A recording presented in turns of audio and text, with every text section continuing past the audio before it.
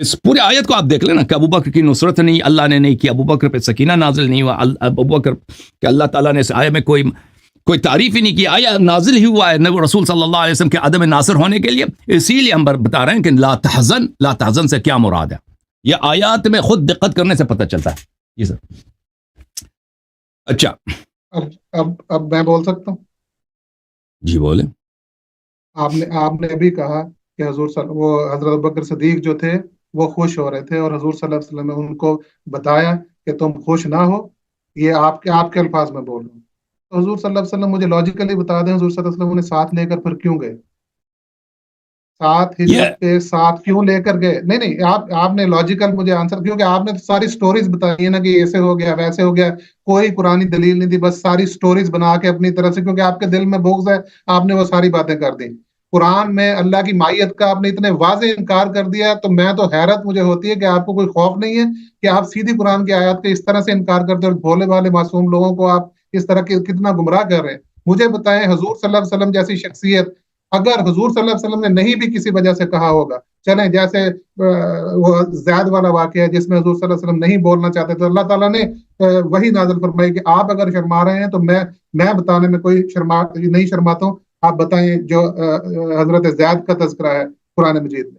تو اللہ تعالیٰ تو نہیں شرماتا, اللہ تعالیٰ فرماتا ہے ان کو کیوں ساتھ لے کے جا رہی ہے, تو خوش ہو رہے ہیں, اتنا اہم موقع ہے. دوسری بات, حضور صلی اللہ علیہ وسلم نے معراج کیا, ابو بکر نے سنیں حضور صلی اللہ علیہ وسلم نے اس سے پہلے معراج, سنیں سر, حضور صلی اللہ علیہ وسلم نے اس سے پہلے معراج کیا. میرے نبی کریم علیہ السلام کو پتا تھا کہ میں خیر و عافیت مدینہ پہنچوں گا بھی, اور میں مدینہ شریف میں پہنچ کر یہ سارا کام بھی اسلام کا کروں گا, کوئی پرابلم نہیں ہوگی. انہیں تو نہ کوئی حزن ہونا تھا, نہ انہیں سکینہ کی ضرورت تھی. میرے کریم رؤوف رحیم نبی صلی اللہ علیہ وسلم کو جنہیں سکینہ کی ضرورت تھی ان پہ سکینہ نازل ہوا, اور آپ کہہ رہے ہیں کہ یہ خوش ہو رہے ہیں, ایک دشمن ہے ان کو. حدیبیہ میں نبی صلی اللہ علیہ وسلم پہ کیوں نازل ہوا ہے؟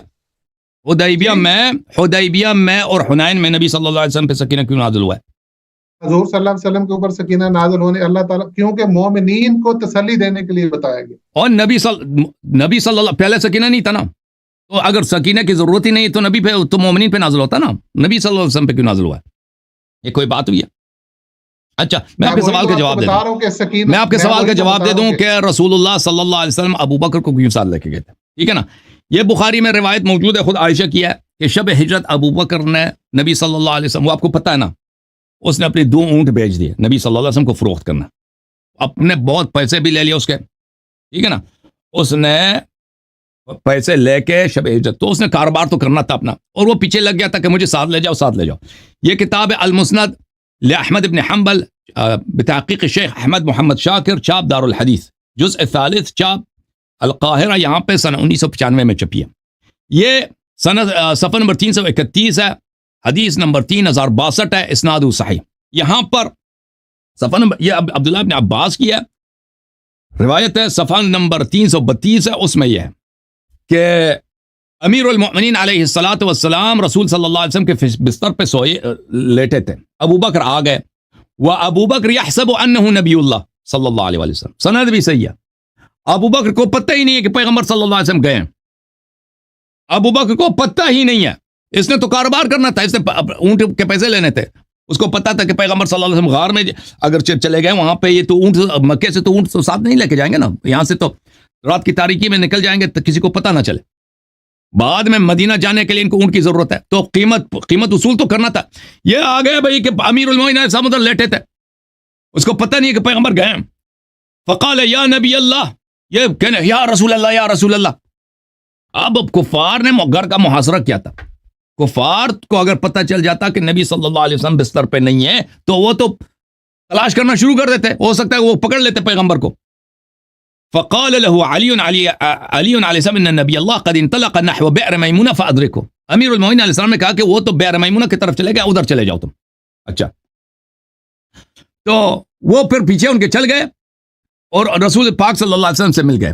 تو اب جو ہے رسول پاک صلی اللہ علیہ وسلم سے مل گئے ہیں, تو رسول اللہ صلی اللہ علیہ وسلم کو اگر واپس پلٹا دیتے تو کوئی بعید نہیں تھا کہ یہ چغلی لگا دیتے. یہ آدمی چغلی لگا, میں نے دیکھا وہ وہاں پہ اگر چغلی نہ بھی لگاتا نا, 2 تپڑ ہی مارنے تھے کفار نے. کفار کا کیا, میں 2 تپڑ ہی مار دیتے اس کو, یہ سب کچھ اگل لیتا کہ ہاں جی میں نے دیکھا وہ ادھر جا رہے ہیں, ٹھیک ہے نا. کیونکہ اس سے پہلے بھی اپنی ہجرت جو یہ کفار کے ساتھ ملا ہوا تھا، کفار کے ساتھ اس نے اپنی ہجرت جو ہے باطل کرا دی تھی۔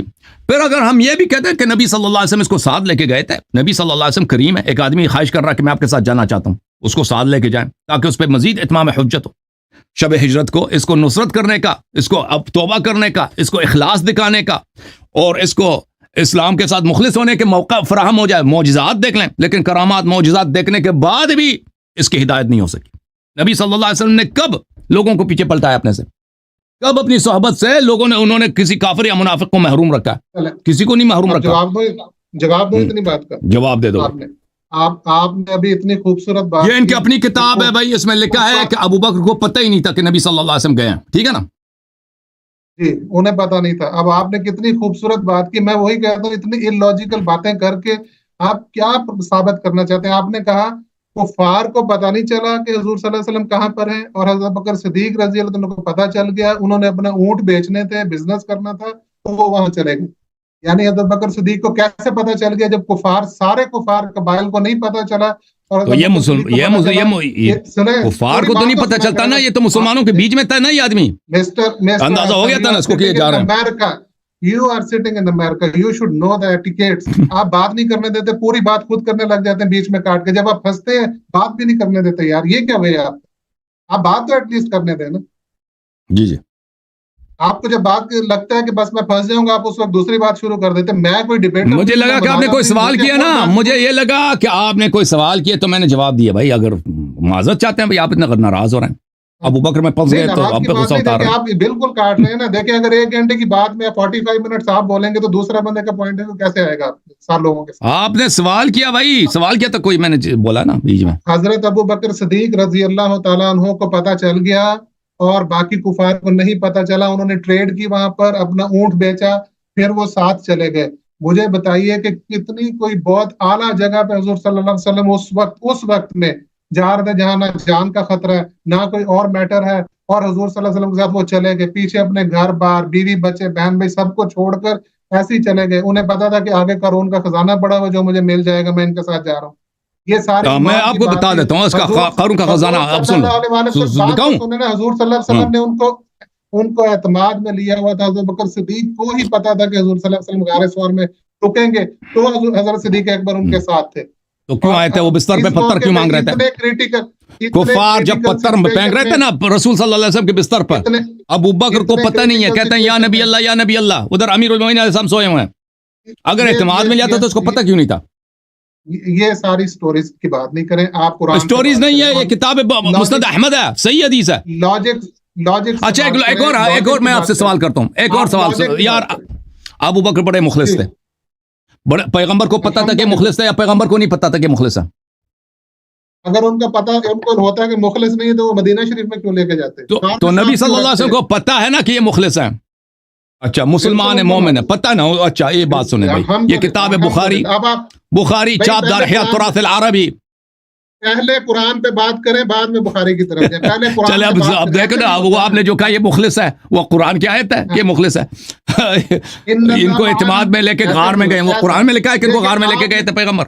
اور بھائی سن لو، دیکھیں آپ نے ایک پڑھنے دو بھائی، کیسٹ بنائی ہوئی ہے، وہی اب رٹتے رہتے ہیں ہر ویکنڈ پہ آ کے، ایسا چلیں بھائی ایک ہی بات۔ چلیں بھائی آخر میں دیکھو بھائی صاحب آئے غار میں، دیکھو میرے بھائی سن، ان اللہ معنا میں نے اس کا جواب دے دیا، ٹھیک ہے نا؟ اس کے علاوہ آپ نے غلط جواب دیا، میں نے غلط دیا ہے بھائی صاحب، میں نے غلط دیا یا صحیح دیا لوگ فیصل سنائیں گے، ٹھیک ہے؟ میں اپنے جواب کو دوبارہ نہیں دہراؤں۔ اب ان اللہ معنا کے علاوہ، ان اللہ معنا کے علاوہ ابو بکر کی کوئی تعریف اس آئے میں اللہ نے ابو بکر کو کہا کہ یہ مسلمان ہے، یہ مومن ہے، یہ مخلص ہے، اس نے نصرت رسول صلی اللہ علیہ وسلم کی ہے، یہ با تقویٰ ہے، اس کو علم حاصل ہے، یہ کوئی ایسی تعریف کے الفاظ یہ صالحین میں سے ہے، اشارتاً کنایتاً اس آیے میں مجھے دکھائیں، بسم اللہ کریں۔ ان اللہ معانا میں پڑھ لیں، اللہ کی معیت کس کس کو نصیب ہوتی ہے؟ اللہ کی معیت محسنین کو نصیب ہوتی ہے، متقین کو نصیب ہوتی ہے۔ تو اس سوال کا آپ نے کبھی جواب نہیں دیا بھائی کہ اگر اللہ کی معیت ابو بکر کو حاصل ہے تو اللہ نے کیوں فرمایا الا تنصروہ فقد نصرہ اللہ؟ معنا، آپ ان الفاظ پہ رہیں، دو لوگ ہیں معنا، وہاں اور بھائی دو لوگ اگر موجود معنی ہیں اس اور میں ابو معنی بکر شامل ہے، اگر ابو بکر شامل ہے تو اب اللہ تعالیٰ نے کیوں نہیں کہا کہ میں ابو بکر کے بھی میں نے نصرت کیا؟ وہ انڈرسٹوڈ نصرت ہے نا، وہ انڈرسٹوڈ اللہ نصرت نے تو ہوگی. نہیں بولا نا، آپ کے انڈرسٹینڈنگ ہے نا، آپ کے انڈرسٹینڈنگ غلط بھی ہو، میری اللہ نے تو نہیں کہا نا. میری انڈرسٹینڈنگ کی کیا وہ بات اللہ ہے؟ نے تو نہیں، اللہ یہ نے جو کہا، اللہ نے تو یہ صرف نبی صلی اللہ علیہ وسلم کی نصرت کی بات کی ہے نا غار میں، آپ ان ابو بکر اللہ کی نصرت کی معنی تو سے نہیں کی آگے، ہے. ان اللہ معنی سے آگے بعد میں جائیں. تو ان پتہ اللہ چلا نا کہ ابو معنی سے بکر آگے کے بعد. ساتھ اللہ نہیں ہے، اگر اللہ ابو بکر کے ساتھ ہوتا ابو بکر نصرت بھی کر لیتا. ان اللہ معنا میں اللہ ان کے ساتھ ہے. جب اللہ ان کے ساتھ ہے تو نصرت دو کی ہوگی، ایک کی ہوگی تو تو دوسرے کی عرض یہی ہے کہ اگر معنا میں اگر ابو بکر ہے تو اللہ نے نصرہ اللہ کیوں بولا ہے، نصرہما کیوں نہیں بولا؟ آپ کی بات کو اگر میں مان لوں تو مجھے بتائیں پھر حضرت ابوبکر صدیق رضی اللہ تعالیٰ عنہ کو کوئی نقصان کیوں نہیں پہنچا؟ بتائیں. اگر مدد کیونکہ نہیں ادھر ہوئی، اگر دیکھیے مدد نہیں ہوئی تو ہاں یہ تو مدد مثلا کیا، نہیں تھی، یہ ان دونوں کی مدد تھی، نبی کریم علیہ السلام کی بھی اور دیکھیں حضرت کفار جو تھے نبی صلی اللہ علیہ وسلم کے پیچھے لگے تھے، ٹھیک ہے نا.